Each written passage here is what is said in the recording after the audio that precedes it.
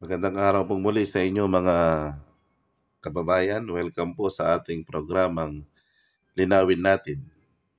Marami na namang galit sa Iglesia ni Cristo, mga kababayan, lalo na itong may tiyak na tayong mananalo na 12 senador. Yung iba nagtataka bakit nanalo itong si Congressman Marcoleta at nasa ika-6 pang ang pwesto. Samantalang hindi naman daw pumasok kahit minsan sa top 12 sa alinmang surveys. Ang bilang lang daw ng Iglesia ni Cristo ay nasa 2.8 million. Yung ibang mga kilalang vlogger at mga taga-suporta ng mga natalong kandidato at mga kandidatong hindi dinala ng Iglesia, kung ano-ano na ang mga sinasabi na hindi mabuti laban sa Iglesia ni Cristo. Bagaman sa panig ng mga kaanib sa Iglesia ni Cristo ay hindi ito isang bagong bagay. Ang tanong po natin, gaano makahalaga sa isang kandidato na maisama sa pagkakaisahan ng Iglesia?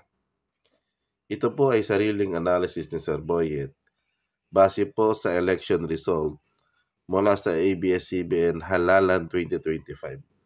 Ulitin po natin yung tanong,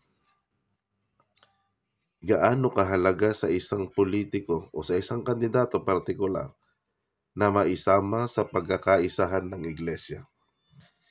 Gamitin po natin yung number 12 sa mga posibleng mananalo. Base po sa result, merong boto ang number 12 na 13,258,708. Gamitin natin yung sinasabi ng isang kilalang broadcaster na ang Iglesia ni Cristo raw ay merong bilang na 2.8 million.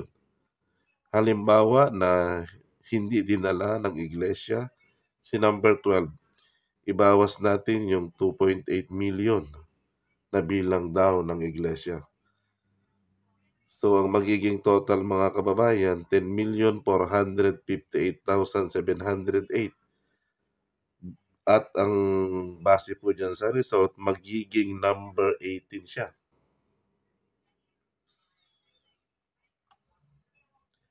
So ganun po kahalaga ang boto ng Iglesia.